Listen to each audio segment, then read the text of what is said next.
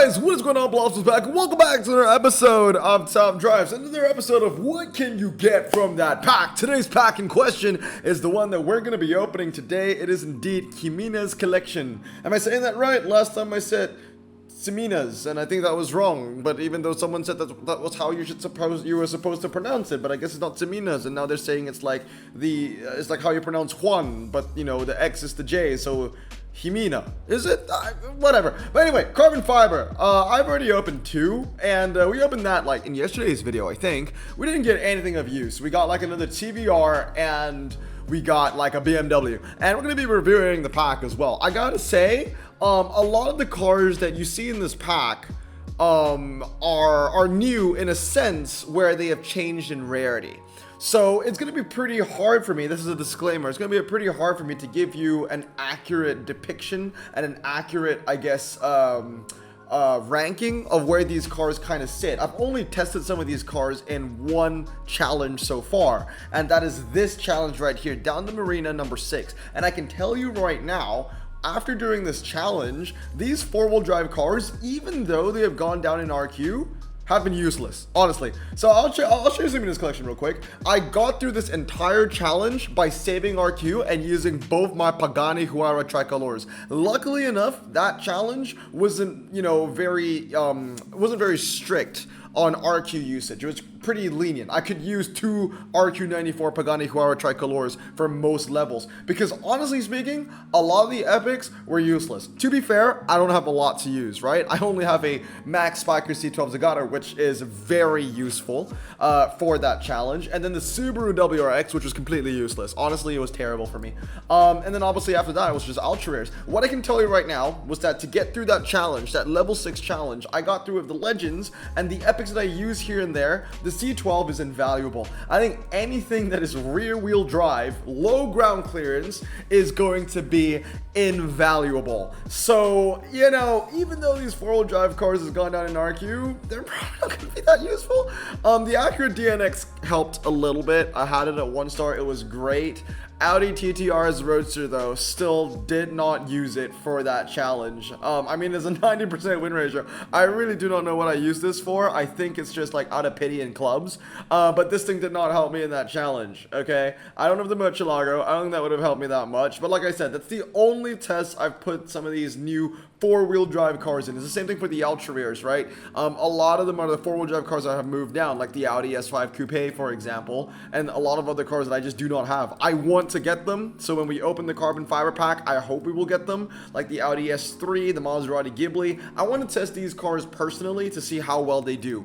So we're going to reverse the order of things. Before I review the pack, let's open the pack. Okay, so we got a carbon fiber right here. I worked pretty hard for this one. I had to go through a lot of testing to see what wins what on certain track sets for that certain challenge. Okay, I'll definitely need something that can help me because right now my current collection, if I'm already struggling at stage 6, I'm not winning the legendary prize car. I'm not getting through the final challenge. So let's hope that we get some kind of car that can help us out. 3, 2, 1.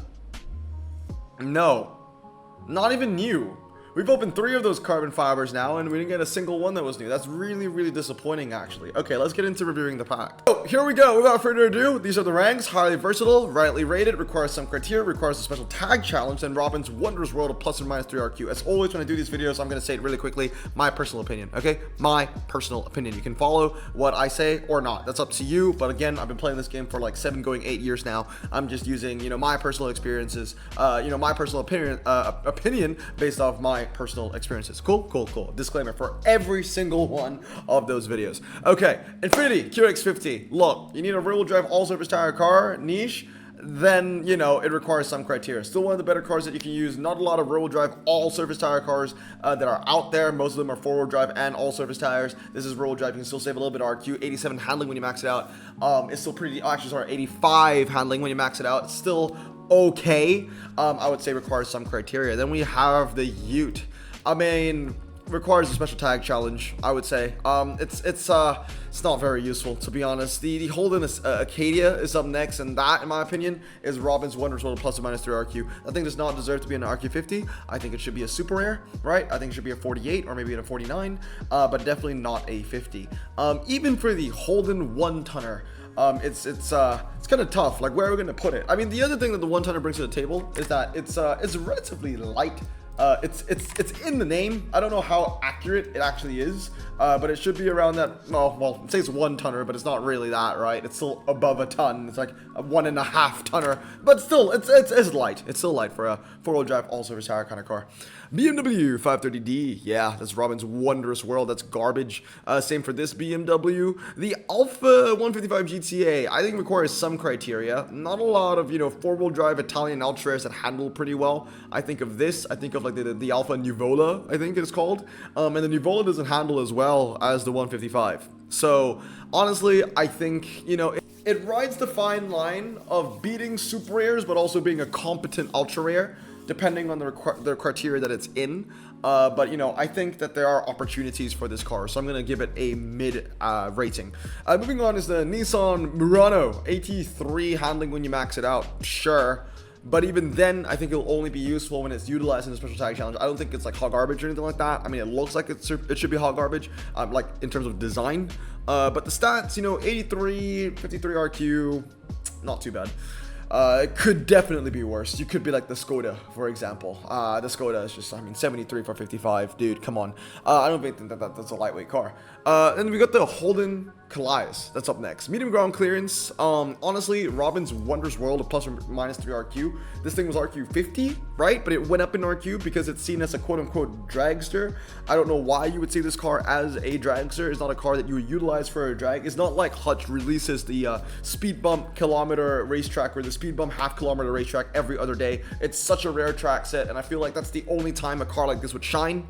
Because you know what? You can't rate all dragsters the same. Low ground clearance dragsters, yes, you can give them an RQ boost. But medium ground clearance dragsters, I mean, they tend to be worse than a low ground clearance dragster. They still get that overinflation of RQ because they're medium ground clearance. Doesn't make a lot of sense. Everything that is like medium ground clearance but is also a little bit more of a dragster, I think have been overcorrected. Another great example is a car that I love oh so dearly. It's the Mercedes E63 AMG. It's overrated. It should not be a 70. Honestly, it should not be a 70. Borderline epic even, like a 65. Which is where it was before it got a huge RQ bump. I mean, look, MRA is great, but the top speed isn't there to back it up. 155 just isn't enough. I love that car, I really do. But look, I'm gonna be honest with all of my, pack reviews and all my car reviews and all my ratings. I'm just being honest, and it's just overrated. It's really overrated. All that medium ground clearance dragster kind of energy cars, they're just all overrated in my opinion. BMW 128, that's next, huh? The one that we just pulled, 90 handling, medium ground clearance. The positives end there. Requires a special tag challenge. The Audi TTs. Okay, the Audi TTs, honestly speaking, now that they have gone down in RQ, now that they're not as overrated anymore because 4-wheel drive cars aren't weighted that heavily anymore, are okay. They're okay. I don't think they're terrible. And I think it's a good time to be an Audi fan for top drives because a lot of them aren't garbage anymore in my opinion because they aren't expensive. You're not getting scammed when you use them. You're not paying $25 for a piece of broccoli. At least now you're paying market price for the broccoli, So, I would say it's okay. I've seen this thing. I've used it a couple times in German events and clubs, and it kind of holds its weight around its RQ. It's not egregious. They get 90 handling, 90 and 91 respectively between the two cars. I think they're all right. I think they're okay. Next up, Ford Kuga. I mean, I think they're okay where they're at, They used to be, what, RQ 59, 56, 58, whatever it was. Yeah, that was terrible. Anyway, Ford Kuga is up next. I mean, 73 handling. Again, it's just the Murano, but worse, I guess. I mean, it might be better than Murano in some cases. I believe that the Ford Kuga is a much lighter car. We can check it because I do have those cars. But, I mean, in all honesty, I don't really use them all that much yet. This is very light for 14,000 kilograms. It's the same as the 1-tonner. As for the Murano, I want to say like 1,007, maybe? Yeah, look at that. 1,007, 1,008, but it handles better, so I'm always going to favor that. Volvo V50 SV is up next. I mean, 89, four-wheel drive. It's not egregious again, but it has a lower 0 to 60. I mean, it's slower to 60 compared to the Audi TTs. So honestly speaking, I'd rather use the Audis. I get it. The Volvo's medium ground clearance. Sure. Waha. Woohoo. Not going to be helpful to me in the long run. BMW 760.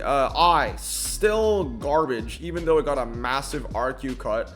I still think it's really bad, actually. I still think it's in the bottom tier. The rear-wheel drive standard, and it's got no MRI, it's got no top speed, it's got nothing. It literally has nothing. I think it looks quite good, but it's from that generation of BMW where a lot of people thought it was ugly anyway, so it's a lose-lose-lose. The Max Cab. I mean, it's off-road, but it's like one of the worst ones. 66 handling is disgusting. It's disgusting. The Audi Q8, I'm gonna put this in like requires a special tag challenge. I honestly want that ultra rare just to see how well it would perform. I think it's like 82 handling if you max it out or something like that. It used to be a freaking epic, for crying out loud. Didn't deserve to be an epic at all.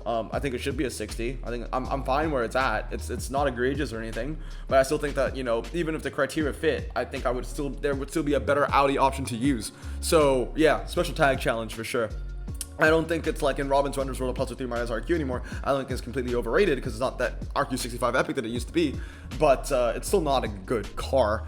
The Volvo V50, honestly, is one of the most forgettable four-wheel drive center tire ultra rares that I can use. You know, when I think about an ultra four-wheel drive standard, I'm always gonna stay. I'm always gonna sway towards like a Skoda Enyaq, Honda Legend, even like Dodge Durango Pursuit. You know, all these cars I would choose over the Volvo. So yeah, special tag challenge. Audi S3 is up next. Another car where like I'm interested to see how it performs. 5.482 has medium ground clearance as well. Maybe requires some criteria just because it's on the upper echelon of things, but yeah, nothing higher than that. I mean, this doesn't look like a good pack so far, right? Doesn't look like a good pack. Also, what the hell does these cars do with Colombia? Can anyone answer? Because I don't understand. With the Maserati Ghibli again, I don't have a lot of experience with a lot of these cars that just came down in RQ. Same thing with the Audi, right? They look like they won't be that bad, honestly. They might even be rightly rated. The Maserati Ghibli has some potential because, like I said earlier with the Alpha, there's not a lot of four-wheel drive Italian cars that handle well. And honestly, this is more of a testament to the Alpha than the Maserati Ghibli because the Alpha just handles better still and is way cheaper to use. There are not a lot of Italian cars that can get 83 stock. That's four-wheel drive in terms of handling, especially within that RQ neighborhood or even within the ultra rarity. So yeah, I mean, the Alpha at 83 handling stock is actually pretty impressive. That's why I think requires some criteria is a pretty good place to put it in. The Ghibli, I think I can't put it in rightly rated. I've never used it. I've never had it maxed.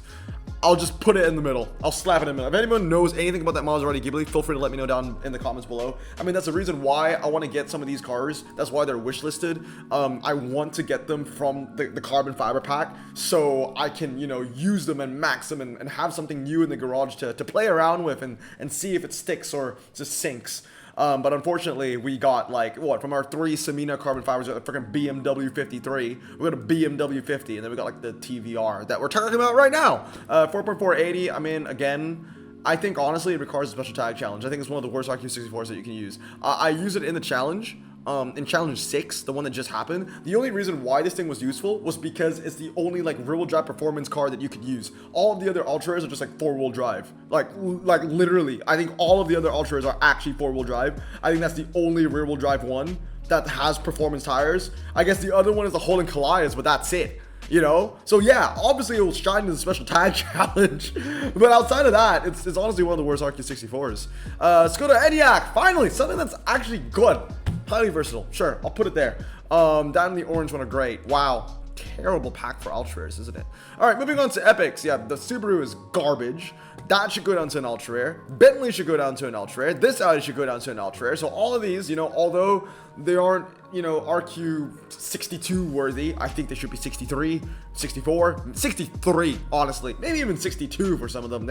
These three are just terrible cars. Terrible cars. CLK DTM, requires special tag challenge. That's about it. WRX STI, requires special tag challenge. Very light. Buick Avenir, special tag challenge kind of car as well. A lot of these four-wheel drive cars, they've already been corrected, right? They've already moved down in RQ. So I can't really say Robin's Wonders World of plus or 3 minus RQ unless they're sitting at the bottom of RQ 65, because you know that they should move down further, but Robin doesn't want to do that because they don't deserve to be 62. You know what I mean? Even though they perform like 63s or 64s, they need to go down in rarity. That's the thing for these epics over here. The Mercedes-Benz doesn't deserve to be an Ultra in my opinion, but it doesn't deserve to be a 70. I think it should drop by more than 3 RQ. I think it should go back down to a 65 or 66. BMW M340i, that's up next. Again, it's just a special tag challenge kind of car. Eclipse Rally Art, same thing, you know. Lots of four-wheel drive Mitsubishis out there that I'd rather use over the Eclipse. I can't even put it in require some criteria. Audi S7 requires special tag challenge is a terrible pack. Zagato special tag challenge. It was very useful for me in the most recent challenge, right? The one that we just did. This one right here. I've not used it a lot before, so yeah, definition of special tag challenge. Lamborghini Diablo VT Roadster, it's the same thing. Peugeot 4002 maybe requires some criteria if you want to utilize its higher top speed, better MRA-ish. Audi TTS RS Roadster requires a special tag challenge. Acura, I would say, requires some criteria. You're not going to get an Acura event all too often, but like an American event that's wet, or an American event that utilizes four-wheel drive, and it's not even wet, four-wheel drive dry cars, then the Acura DNX would be pretty useful in, right? If it's all dry, but the requirements are USA 5 times and four-wheel drive, so you know it's not the best to use a standard tire car because there's no wet track sets. Then the Acura DNX would be pretty useful, like in scenarios like that. But even then, I think you'll still get blasted by the Chevrolet Murray. So, but yeah, requires some criteria, sure. Lamborghini Murcielago, I mean, it's one of a million. I don't think it's hot garbage now. You know, it's an epic. It's easier to upgrade. Still not a great car. It's like 3,194. Which is about the same stats as the Roadster, the Audi TT Roadster. I still think it's required a special tag challenge, to be honest with you. I don't think it's like hot garbage, but it's still not good, you know? But at least if, you know, they're in a better place now. If these two cars were still legendary, I would put it in like the lowest tier for sure. The Estoque, I need to remember, but I think that actually is a medium ground clearance, right? I think it actually is medium ground clearance. Yes. And because of that, I think it's actually going to be useful. Requires some criteria. Yeah, for sure. I want to put it in rightly rated even. I think it's actually slightly underrated because it's medium and four-wheel drive and it handles pretty well, and you know, it's got a high top speed. I can't remember what the MRA is on this thing, but I think 80 is actually a little bit too harsh. I think it should be better than an 80. Oh, it's a weird time to live in that I'm actually complimenting some four-wheel drive cars. Jannetta G55 GT4, I think is like rightly rated as an 80. Audi V8 Quattro, kind of around the same mark as well. You know, this has the 0 to 60 bonus. You know, a stronger in 0 to 60. This car's stronger in handling. But remember, 94 handling stock isn't even that much of a big deal anymore. We've got epics that can hit those heights now even. The McLaren 570 GT is up next. I think that's rightly rated. The BMW M8 competition, yeah, I would say, or kind of rightly rated, maybe a little underrated even. The Audi V10, yeah, it's rightly rated too. I mean, all of these four-wheel drive cars have dropped significantly in RQ, and I can't really roast them. I used to roast them because they were scams, like they were too expensive to use. But now, fair play. Like, honestly, fair play. I mean, I don't think they're going to be great cars still. You're probably still going to need to max them out. But, yeah, they perform in the RQ that they should, I would say. Lamborghini Huracan Evo rear-wheel drive. I mean, this car is significantly better than all of these four-wheel drive cars. But it's higher in RQ. It makes sense, right? Like, these aren't good cars, but at least it makes sense. And that's what rightly rated is about. It just makes sense. I mean, honestly speaking, even though these cars are rightly rated, I don't think they're that good. Like, I think that they need a lot of criteria for them to shine. So in a way, I can actually bump all of them down. It's such a bad pack. It's such a bad pack. Like, I can honestly move these down as well. Maybe the McLaren, just stay up. Man, I'll bring it down. It's such a bad pack. Lanzador, yeah, that's highly versatile just because it has a lot of niches. It's high ground clearance, right? I own it, but I don't even know myself. It's high. Yeah, okay, great. And then we've got the Urus S, which I think is highly versatile, and I think the Pagani Tricolor is highly versatile as well. But in a nutshell, that's the pack, and it ain't great. It really ain't great. It's probably one of the worst collection tags that we've had. A lot of cars, it reminds you of like Horror Show. And when I say Horror Show, I truly mean it, because if you move down to Jimenez collection and you go down to like the Commons, for example, there are a lot of stinkers there, right? You've got things like the Fiat Multipla, for crying out loud. Like, why? Is this a Colombian car? Are these cars that are these like the most sold cars in Colombia? Like, are you telling me that if I flew down to Medellin right now, there'll be Pagani Huayra Tricolors left, right, and center? Or Lamborghini Murcielago Roadsters? Is this perhaps like Pablo Escobar's garage? And it doesn't make any sense, because the dude's dead. He wasn't gonna buy a Pagani Huayra Tricolor. As far as I know, Pablo Escobar just drove around in a bunch of Land Cruisers and had hippopotamuses. Like, that was it. So, I mean, if the guy had a CLK 63, that would be cool. I think he was dead by 2009. When did Pablo Escobar die? I think it's been a long time. Okay, what car here do you think Pablo Escobar might have actually had in his garage? I mean, these are all kind of new. An Alpha 155 would be kind of sick. But then again, you know, giving the Colombia the Pablo Escobar stereotype might be a little bit offensive to Colombians. They might not want to know that. So are these cars owned by James Rodriguez? I don't know. The Urus S, I believe it, but everything else, I don't know. But anyway, guys, I hope you guys have a great day. Remember to stay safe, wash your hands, and blossom out. Crap back. Peace.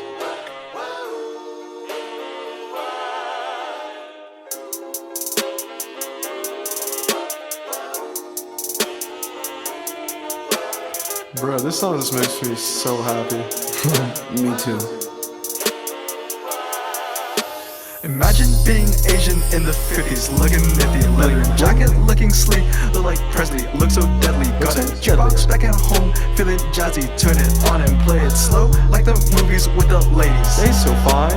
Imagine being Asian in the 50s, looking nifty, leather jacket, looking sleek, look like Presley, look so deadly. Got a jukebox back at home, feeling jazzy, turn it on and play it slow, like the movies with the ladies. They so fine. Sit back, relax in my Bonneville Pontiac. Hold tight all night, cruise to Jacksonville Atlantic. Blonde hair, don't care, look like Leslie Brooks.